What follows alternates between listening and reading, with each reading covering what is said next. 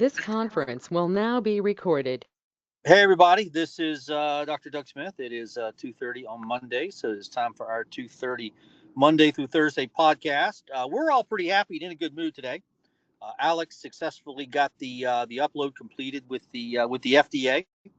So our day zero of 30 days was Friday. The 30-day clock has started. They do include weekend days, and so our 30 days is over November 30th. That means the FDA has 30 days to either give us an approval for the phase 3 clinical trial that we have proposed, or give us in writing what corrections we need to do in order to get approval. So, if we don't hear anything from them, that means we've been approved. This is not our first time submitting to the FDA. We've been turned down several times. There's a number of problems being turned down. One of which is up until now, it's been extremely expensive for us to rely on consultants and resubmit to the FDA. That's been a very expensive process. But now that Alex has figured it out, we can submit all we want. So they turn us down. 2 days later, we'll just resubmit again, and that's what's been missing. That's one of the things that's been missing. So it's a good day. Okay, why does the phase 3 clinical trial matter so much? Because it's attached to the treatment IND, treatment investigational new drug. Why does the treatment IND matter so much? Because that's how we get treatment and medication for free, delivered to people through telemedicine. That's our plan for getting out of this opioid crisis. Switching gears, Thursday, if all goes well, I am going to I have signed up to attend a conference not too far from me at Johns Hopkins University. I'm up here outside of Washington, D.C. Johns Hopkins University, and I'm taking three posters and three poster stands with me. And the conference is about hey, why do people have so little trust in the bureaucracies after the COVID fiasco? And my point is, you think there's a crisis now over COVID. Okay, you think there's a crisis of trust now over COVID. You think there's a mistrust of the FDA and the CDC now over COVID. You just wait till this hits the fan. Okay, you just wait till people find out that no, there never was anything called opioid addiction. The whole thing was a farce pushed by HHS. Okay, and the opioids never should have been approved by the FDA. And the FDA never required the pharmaceutical companies to check for methylation, a type of genetic damage, the type of genetic damage that the opioids cause, and that we've had this data in front of the FDA for 3 years. We've had this data in front of the CDC. They've completely ignored the data. They've completely ignored us, and so I'm assuming I'm only going to have time for three posters, and so I had to decide. What are the three posters? How do I want to get my point across, quickly to what could become a hostile crowd? I don't care if they're hostile.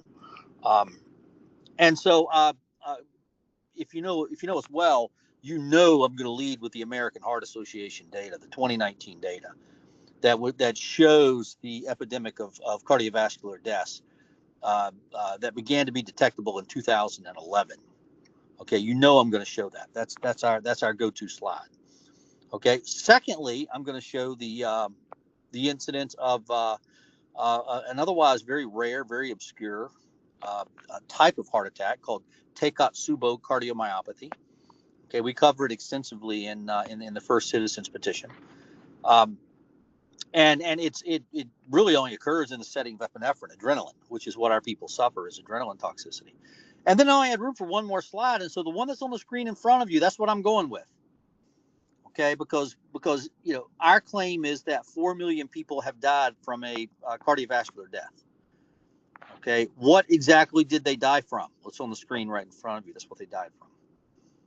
Okay, you see on the left there it says cardiac index, and by the way, Alex really cleaned this slide up before the show. Thank you, Alex.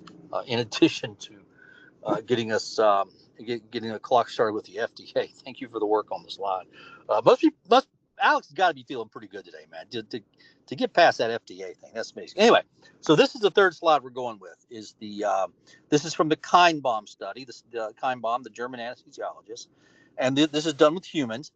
These are 10 volunteers from local methadone clinic that the anesthesiologist time bomb puts asleep.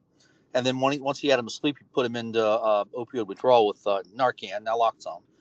And what you're looking at here is when they got the massive surge of adrenaline, the massive surge of epinephrine, the massive surge coming out of their adrenal glands, when they lost control of their adrenal glands, in other words, this is the result. Their heart just starts beating real hard and real fast, and that's what you're measuring here with cardiac index. How hard is the heart beating? How fast is the heart beating? And because what it's measuring is how much blood is it pushing forward.